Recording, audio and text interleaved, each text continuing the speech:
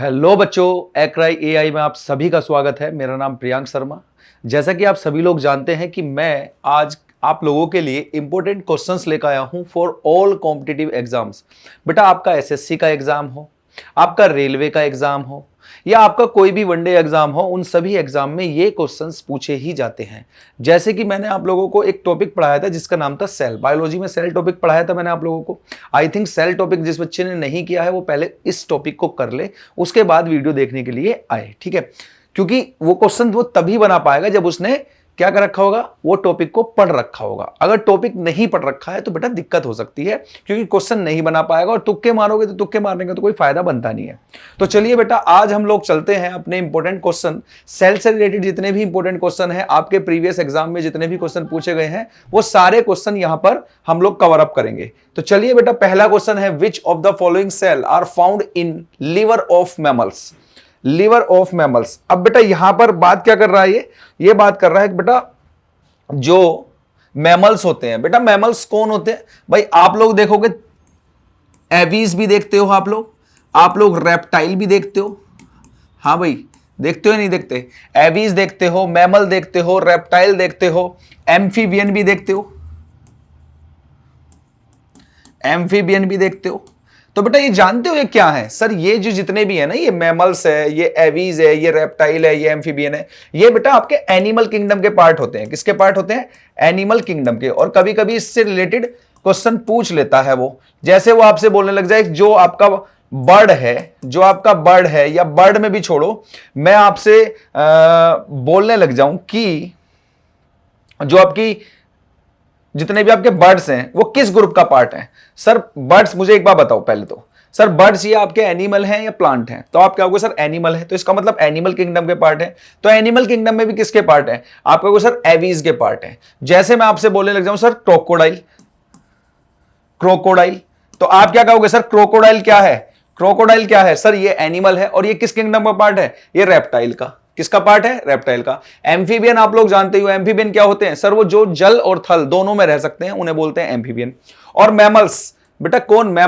Mammals वो होते हैं जो बेटा अपने बच्चों को दूध पिलाती हैं, जिनके पास ब्रेस्ट होता है, तो वो मैमल्स में आते हैं, ठीक है। तो यहां पर आप लोग देखोगे सर, आप एक नाम जानते हो बैट का नाम जानते हो सर? जिसे क्या बोलते हैं हिंदी में? चमगादड़ बोलते हैं। सर बेसिकली तो है ये बर्ड, तो किस में आना चाहिए सर? एवीज में आना चाहिए। लेकिन इसको हम कहां पढ़ते हैं सर? मैमल्स में पढ़ते हैं, क्योंकि अपने बच्चों को दूध पिलाती है, ठीक है। समझ में आई? जैसे क्रोकोडाइल है, क्रोकोडाइल को भी अलग पोर्शन में रखा गया है।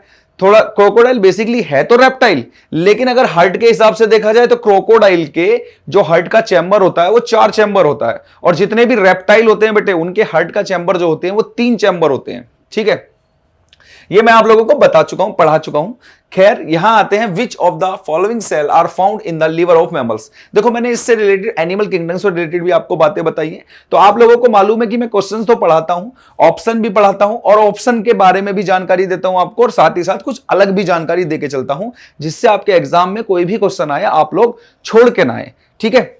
तो चलिए भाई, पहला है पुर्किंजे सेल, माइक्रो ऑर्गेलियल सेल, तीसरा है कूफर सेल, और डी है बेटा सेंसरी सेल। तो बेटा लीवर जो होता है बच्चे, लीवर, तो याद रखना है बच्चे, लीवर में जो होती है वो कूफर सेल होती है। कौन सी सेल होती है? Kupffer cell. सर अब इस लीवर में कूफर सेल का काम क्या है, ये भी तो जानना जरूरी है। आप क्या कहोगे सर? क्वेश्चन और आंसर ही थोड़ी ना देखोगे, इसके बारे में भी जानकारी लोगे, क्योंकि आप लोगों को मालूम है आपके प्रीवियस ईयर क्वेश्चन से ही बनके क्वेश्चन आते हैं। लेकिन वो कैसे क्वेश्चन आते हैं? डायरेक्ट ऐसा सीधा क्वेश्चन थोड़ी ना आ जाएगा कि भैया ये सीधा सीधा क्वेश्चन ऐसा आ गया, नहीं, वो ऑप्शन में से निकालता है क्वेश्चन को, ठीक है। तो हमें ऑप्शन के बारे में भी जानकारी लेना जरूरी है। तो बेटा कूफर सेल की अगर हम लोग बात करें तो कूफर सेल क्या करता है बेटा? लीवर के अंदर आप देखोगे सर, सबसे बड़ा जो ग्लैंड होती है बॉडी के अंदर, जो सबसे बड़ी ग्लैंड होती है उसका नाम क्या है सर? लीवर है। लीवर कौन सी ग्लैंड है बेटा? लीवर एक्सोक्राइन ग्लैंड है। कौन सी ग्लैंड है बेटा? एक्सोक्राइन ग्लैंड है। ग्लैंड के बारे में मैं आपको बता चुका हूं, 2 टाइप की ग्लैंड होती है, एक्सो और एंडो। तो एक्सोक्राइन ग्लैंड है। तो लीवर सर क्या रिलीज करता होगा एक्सोक्राइन है? तो बेटा ये एंजाइम रिलीज करता है। क्या रिलीज करता है बच्चे? एंजाइम रिलीज करता है, ठीक है। पहले तो लीवर के बारे में जानो। अच्छा एक बार बताओ, आपका लीवर खराब हो जाए तो लीवर को कौन है बेटा? सेल के बारे में हमने बात की थी भाई, सेल के बारे में पूरा पढ़ा चुका हूं। आप एक बार वीडियो देखो सेल के बारे में, तो वो पूरी जानकारी दे चुका हूं वीडियो में।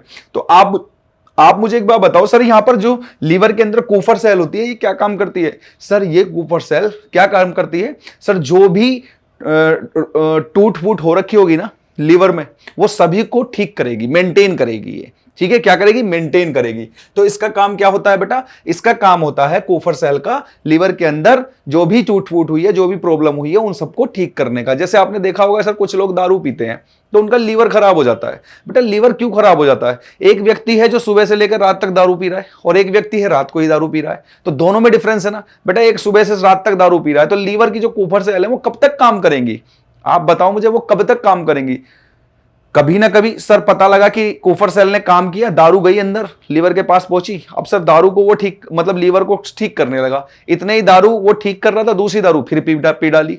तो ऐसी कर करके लीवर पे लोड पड़ने लग जाएगा। और एक व्यक्ति है जो एक ही टाइम पे पी रहा है, तो 24 घंटे के अंदर, 24 घंटे के गैप में पिया एक व्यक्ति ने, तो बेटा कूफर सेल को टाइम मिल गया रिपेयर करने का लीवर को। तो इसी वजह से आप देखो कि ज्यादा दारू पीता है उसके लीवर किडनीज खराब हो जाती है। किडनी खराब होने का भी रीजन होता है सर, किडनी का काम क्या होता है? ब्लड को फिल्टर करना। अब ब्लड में दारू है भाई, कितनी फिल्टर करेगी? ज्यादा पियोगे तो ज्यादा थोड़ी ना फिल्टर कर पाएगी। उसका भी एक पोर्शन है, वो जितना फिल्टर करने के लिए उसको सेट किया गया है बॉडी के अंदर, उतना ही तो कर पाएगी। तो इसीलिए बेटा कूफर सेल का काम होता है लीवर की डैमेज को ठीक करना, क्योंकि लीवर ही एक ऐसा ऑर्गन होता है बॉडी के अंदर जो अपने आप को खुद ठीक कर लेता है। जो अपने आप को खुद ठीक कर लेता है वो बहुत जल्दी ठीक कर लेता है। ठीक है, अब सर ये पुरकिंजे सेल, सर ये वाली सेल कहां पर होती है? बेटा ये जितनी भी सेल हैं ये आपको न्यूरॉन में देखने के लिए मिलेंगी। कहां देखने के लिए? न्यूरॉन में। माइक्रो ऑर्गियल सेल जो है बेटा, ये भी आप लोगों को कहां देखने के लिए मिलेंगी? सर ये भी आपको न्यूरॉन में देखने के लिए मिलेंगी। और बेटा सेंसरी सेल, आप जानते हो सर, सेंसरी सेल, सर पूरी बॉडी में सेंसरी सेल फैली हुई है।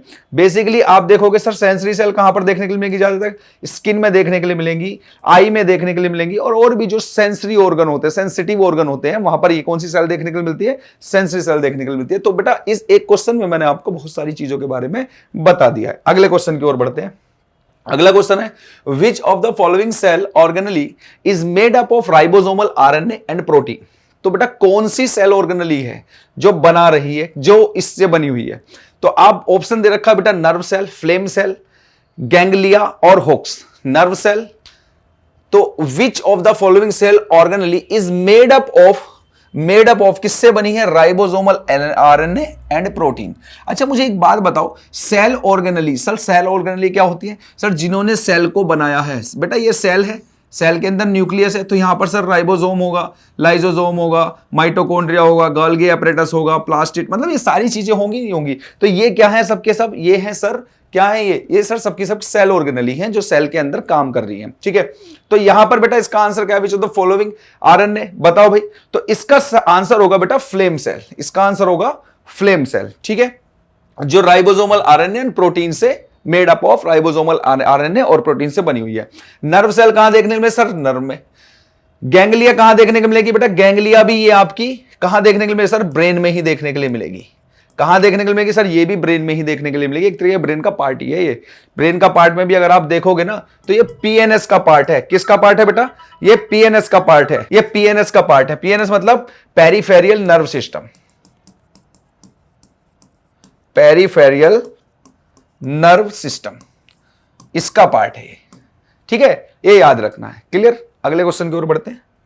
अगला क्वेश्चन है, इन सेल प्रोटीन आर सिंथेसाइज्ड इन। बेटा सेल के अंदर प्रोटीन को कौन बना रहा है? सेल के अंदर प्रोटीन को कौन बना रहा है? तो बेटा हम लोगों ने जब देखा था, सेल को पढ़ा था, तो सेल में हमने न्यूक्लियस देखा था, और बेटा हम लोगों ने देखा था कि यहां पर क्या था? एक सर राइबोसोम था, राइबोसोम्स था। ये क्या कर रहा था सर? प्रोटीन फैक्ट्री के नाम से इसको जान रहे थे, protein factory of the cell. Cell की क्या थी ये बेटा? प्रोटीन फैक्ट्री थी। सेल की क्या थी बच्चे? सेल की थी ये प्रोटीन फैक्ट्री। क्या थी भाई? सेल की, सर सेल की थी ये प्रोटीन फैक्ट्री। अब बेटा ये सेल की प्रोटीन फैक्ट्री थी, कलर चेंज कर लेता हूं, चलो भाई। सेल की ये प्रोटीन फैक्ट्री थी, आप लोगों ने देखा। तो यहां पर देखो बेटा कौन सा आंसर ठीक होगा? सर प्रोटीन से रिलेटेड बात चल रही है सेल के, तो आंसर होगा बेटा राइबोसोम्स। क्या आंसर होगा बेटा? राइबोसोम्स इसका आंसर होता। अब बेटा यहां इन तीन ऑप्शन को भी पढ़ लेते हैं। क्या है सर? माइटोकॉन्ड्रिया, गोल्गी एपरेटस और न्यूक्लियस।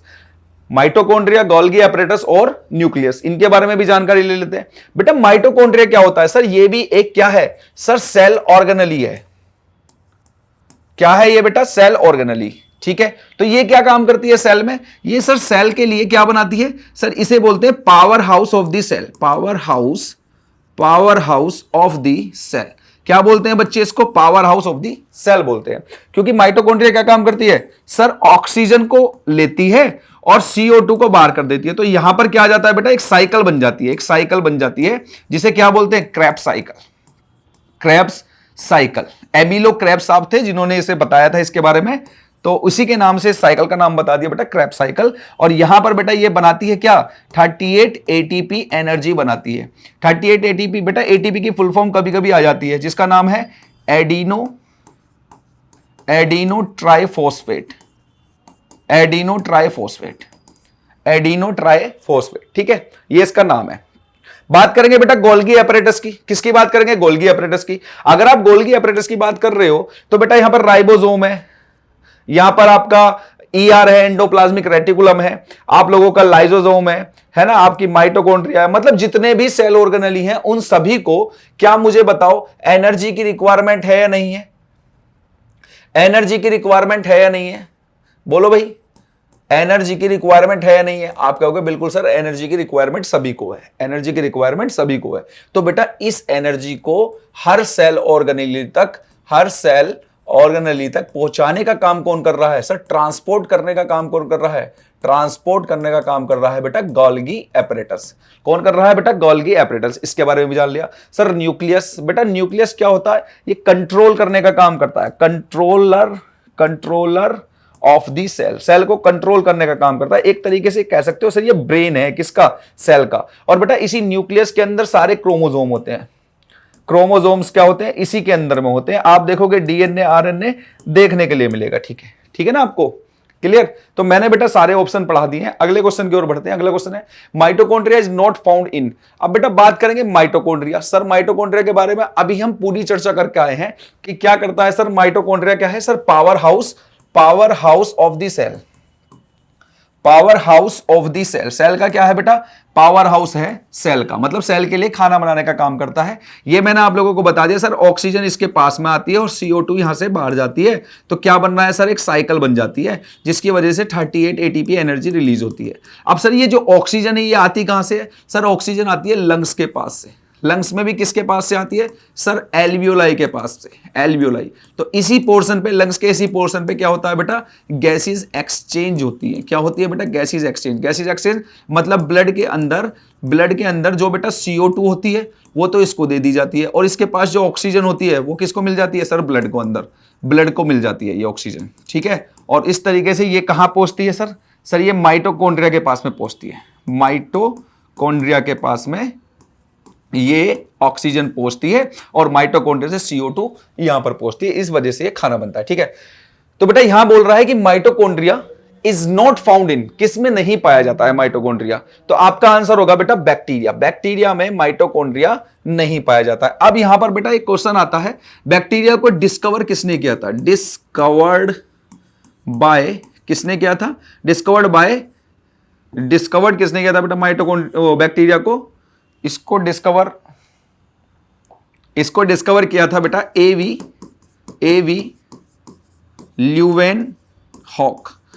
ल्यूवेनहॉक साहब थे जिन्होंने इसको डिस्कवर किया था। कभी कभी एग्जाम में क्वेश्चन पूछ लिया जाता है डिस्कवर और डिस्कवरीज कि भैया किसने किसको डिस्कवर किया था, तो ये आपका क्वेश्चन का आंसर हो गया। अगला question, select the correct statement. अब बेटा हमें करेक्ट स्टेटमेंट को सिलेक्ट करना है, कौन सी स्टेटमेंट हमारी करेक्ट है, ठीक है, इसको सिलेक्ट करना है। जैसे ऑप्शन दे रखा है mitochondria and nucleus are found in bacteria. Mitochondria and nucleus, अभी देखो बेटा यहां पर पढ़ के आए हैं हम लोग कि सर बैक्टीरिया में माइटोकॉन्ड्रिया होता ही नहीं है, तो बेटा यहां से इस ऑप्शन को तो बिल्कुल कैंसिल कर दो। दूसरा ऑप्शन है ribosomes, mitochondria and lysosomes are found in animal cell.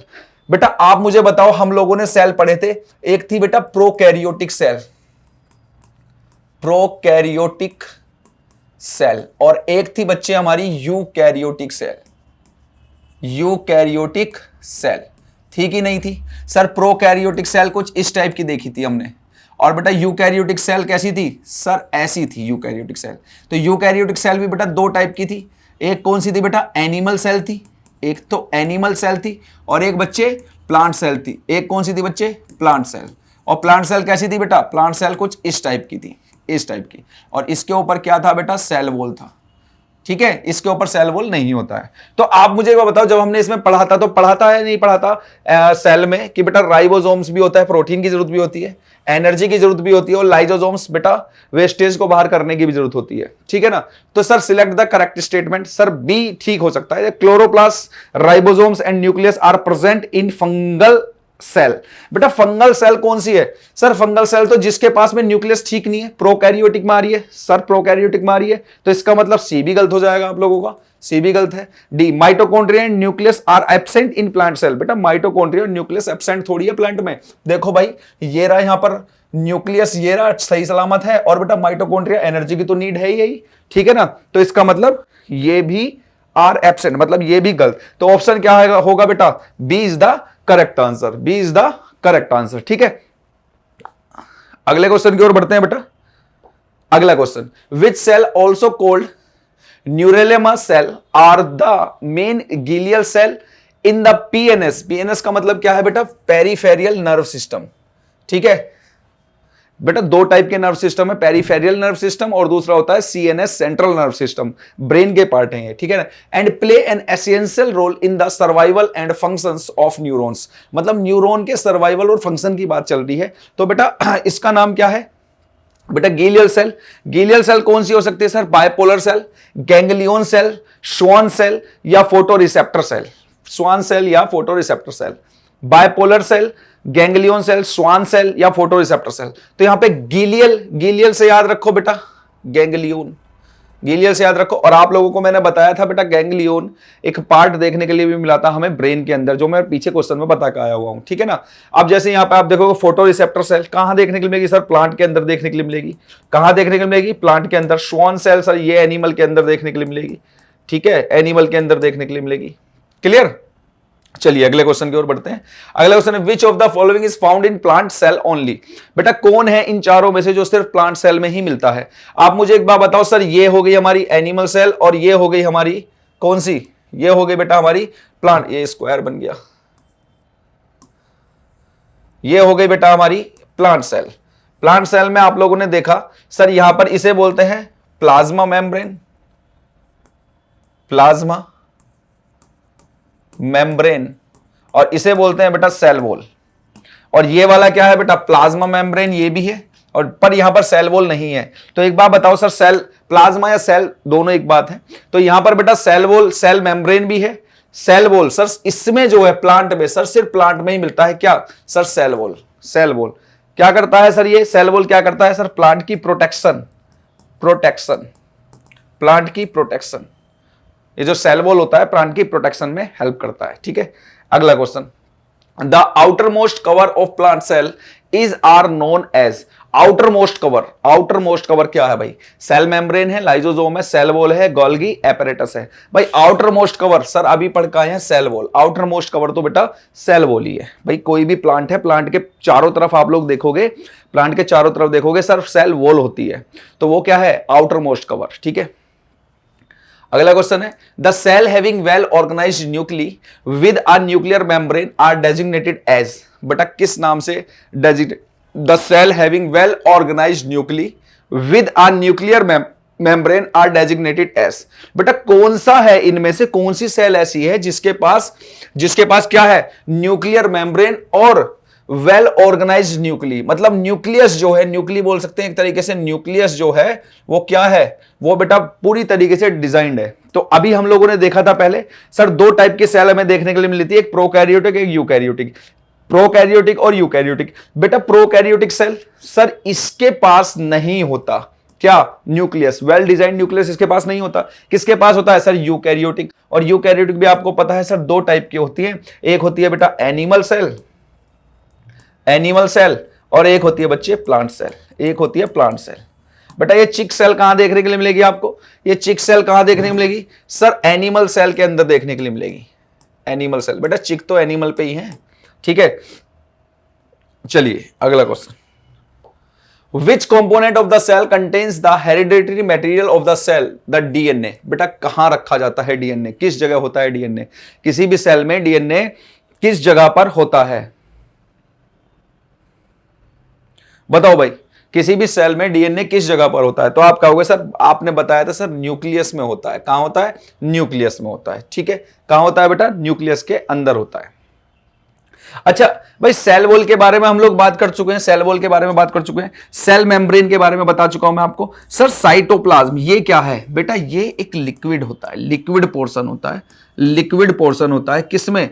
Sir cell के अंदर। सेल के अंदर क्या है सर? ये लिक्विड पोर्शन जो है सर, ये सेल ऑर्गेनली है, सेल ऑर्गेनली है। किसी भी सेल के अंदर क्या होता है? लिक्विड पोर्शन होता है। अब किसी भी सेल में सर आप मुझे एक बार बताओ, सर लिक्विड वाला पोर्शन किस सेल में देखने के लिए मिलेगा? सर प्लांट में देखने के लिए मिलेगा, प्लांट सेल में। एक बार पढ़ लेना जो मैंने आपको सेल वाला पोर्शन पढ़ाया, तो उसमें एक बार पढ़ लेना जिसमें मैंने बताया प्लांट सेल और एनिमल सेल, इनमें डिफरेंस बताया कि किस सेल के पास कौन सी सेल ऑर्गेनली नहीं होती। तो बेटा ये देखने के लिए मिलता है साइटोप्लाज्म जो है, ये सिर्फ एनिमल सेल में देखने के लिए मिलता है, जबकि प्लांट सेल में ये प्रेजेंट नहीं रहता है। ठीक है, सेल वॉल आप लोगों को मालूम है सर, प्लांट सेल के पास है, एनिमल सेल के पास में सेल वॉल नहीं होती है। सेल मेम्ब्रेन सर दोनों के पास है, न्यूक्लियस दोनों के पास है, साइटोप्लाज्म किसके पास है? एनिमल के पास है, प्लांट के पास में नहीं है। ठीक है, आगे चलते हैं। Cell were first observed in cork in 1665। Cork बेटा किसका कॉर्क? सर प्लांट का। देखा है ना आपने, छाल जो होती है, पेड़ों की जो छाल होती है, तो उसमें सबसे पहली बार सेल जो देखने का काम किया था 1665 में, वो किसने किया था? वो सर रॉबर्ट हुक ने किया था। किसने किया था? रॉबर्ट हुक ने किया था। एंटोन वैन ल्यूवेनहोक साहब ने किसको डिस्कवर किया था? सर बैक्टीरिया को, बैक्टीरिया को डिस्कवर किया था। और इसे क्या बोला जाता है? सर फादर ऑफ क्या बोला जाता है? Father of microbiology, father of microbiology. Sir Theophrastus, इसको क्या बोला जाता है? सर इसका नाम, इसको क्या बोला जाता है? इसको बोला जाता है बेटा फादर ऑफ बोटेनी। और बेटा एडवर्ड जेनर, ये कौन है बेटा? जिन्होंने स्मॉल पॉक्स के बारे में बात की थी, जिन्होंने स्मॉल पॉक्स के बारे में बताया था कि भैया इस टाइप की भी कोई बीमारी होती है, चेचक की भी कोई बीमारी होती है। तो ये याद रखना बेटा, इंपॉर्टेंट पोर्शन रहते हैं। ठीक है, अगला क्वेश्चन है, what is the jelly like substance between the nucleus and the cell membrane called? अब देखो जेली लाइक स्ट्रक्चर। अच्छा मुझे एक बात बताओ, जेली लाइक स्ट्रक्चर अगर मैं यहां पर देखूं सर, प्लाज्मा, वहां तो आपको ये तो आप हटा ही दो सर, सेल वॉल बिल्कुल हटा दो, प्लाज्मा मेम्ब्रेन सर कहीं ना कहीं ये भी हटा दो, क्योंकि बेटा यहां पर देखोगे सर साइटोप्लाज्म जो होता है लिक्विड पोर्शन होता है, और जेली देखोगे आप लोग कहीं ना कहीं लिक्विड वाला पोर्शन सा फील होता है। तो इसका मतलब क्या है सर? साइटोप्लाज्म। आंसर क्या होगा इसका?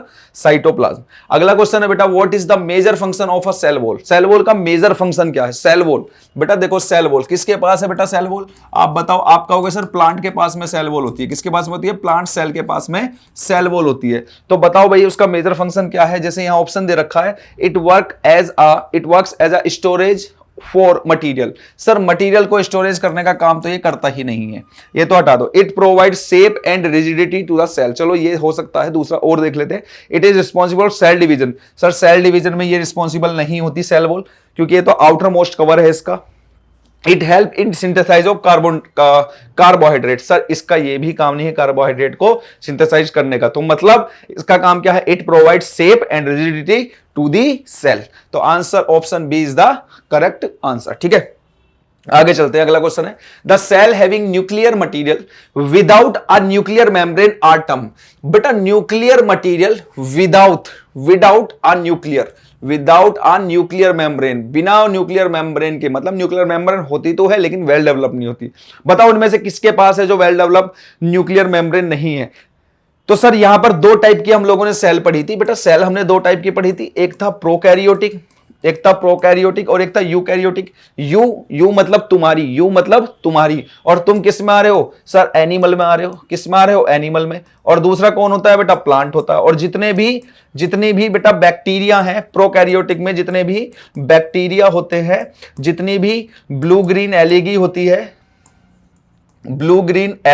है, वो सभी क्या है बेटा? वो सभी प्रोकैरियोटिक में आते हैं। आप मुझे एक बार बताओ सर, एनिमल हमारे पास जो सेल है सर उसमें तो वेल डेवलप्ड न्यूक्लियर मेम्ब्रेन होता है, तो इसका मतलब क्या है sir? Prokaryotic is the correct answer. Sir चिक सेल, सर चिक सेल कहां देखने को मिलेगी, एनिमल में या प्लांट में? सर चिक किसके पास है, चिक किसके पास है? सर हमारे पास है, इससे याद रखो। तो बेटा कौन सी सेल में देखने के लिए मिलेगी, ये एनिमल सेल में देखने के लिए मिलेगी। Sir onion cell, onion cell, sir onion किसका पार्ट है, एनिमल का या प्लांट का? तो आप कहोगे सर प्लांट का, तो ये कौन सी सेल में देखने के लिए मिलेगा? सर प्लांट सेल में ये देखने के लिए मिलेगा। ठीक है, तो यहां मैं सारा समझा चुका हूं।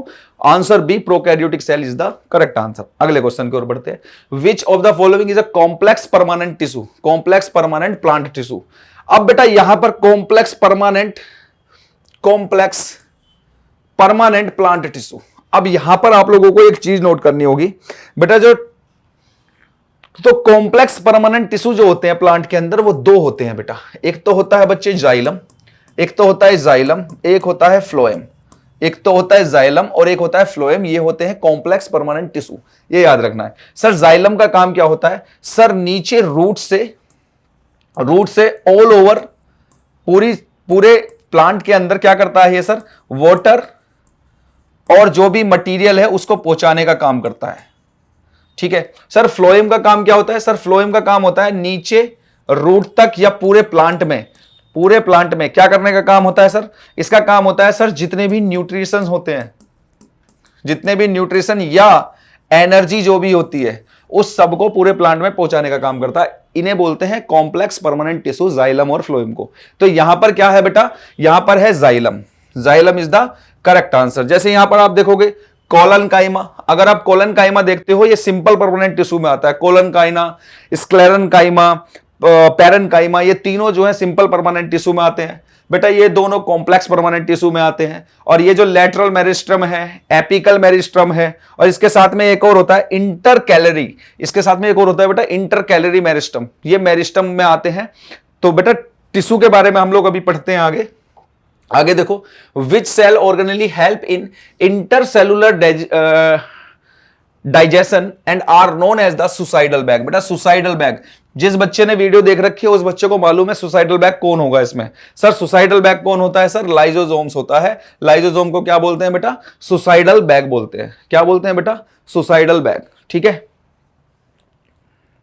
अच्छा जैसे sir Golgi bodies, sir Golgi bodies आप लोगों को मालूम है सर गोल्गी बॉडी का काम क्या होता है? सर गोल्गी बॉडी का काम होता है ट्रांसपोर्ट करने का, ट्रांसपोर्टर क्या ट्रांसपोर्ट करेगा? सर जो भी एनर्जी होगी, जो भी न्यूट्रिएंट्स होंगे। सर सेंट्रोसोम, सर सेंट्रोसोम क्या होता है? सर ये सेल डिवीजन करता है। क्या करता है बच्चे? सेल डिवीजन करता है। सेंट्रोसोम का काम क्या है? सेल को डिवीजन करना, एक सेल से दूसरी सेल को बनाना। सर क्लोरोप्लास्ट, बेटा क्लोरोप्लास्ट के बारे में देखो, अगर कोई प्लांट है तो प्लांट के अंदर क्या होती है बेटा? प्लास्टिड होती है, प्लास्टिड्स होती है प्लांट के अंदर। और ये तीन टाइप की होती है बेटा प्लास्टिड, एक होती है क्रोमोप्लास्ट, एक होती है बेटा क्लोरोप्लास्ट, और एक होती है बच्चे आप लोगों की ल्यूकोप्लास्ट।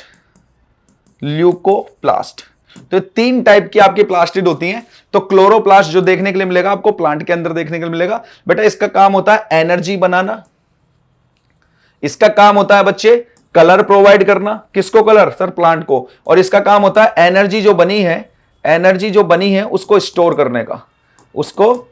करने का काम है। ठीक है, क्लियर?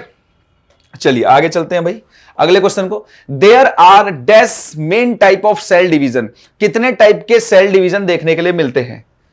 तो बेटा यहां पर देखो सर, सेल डिवीजन करता कौन है? सर सेंट्रोसोम करता है, सेल डिवीजन। और दो टाइप से सेल डिवीजन होते हैं सर, एक होता है माइटोसिस, एक होता है बच्चे मियोसिस।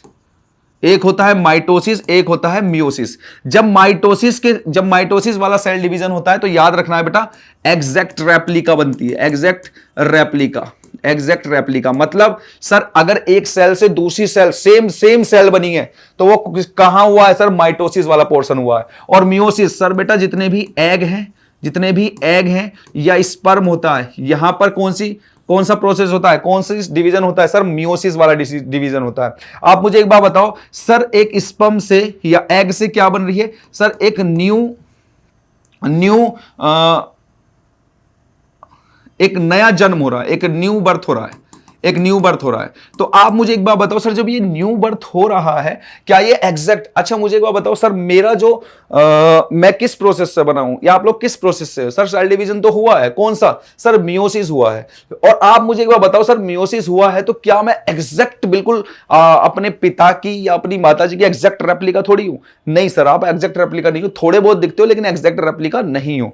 तो बेटा यहीं पर ये वाला जिस तरीके के ये वाला प्रोसेस होता है उसे बोलते हैं मियोसिस वाला पोर्शन, ठीक है ना, मियोसिस, ठीक है, सेल डिवीजन मियोसिस वाला हुआ है। तो कितने टाइप से हैं बेटा? दो टाइप से, ये दो टाइप से देखने के लिए मिलते हैं, ठीक है, दो टाइप से, माइटोसिस और मियोसिस। मियोसिस में एग्जैक्ट रेप्लिका नहीं बनती, माइटोसिस में एग्जैक्ट रेप्लिका बनती है। क्लियर?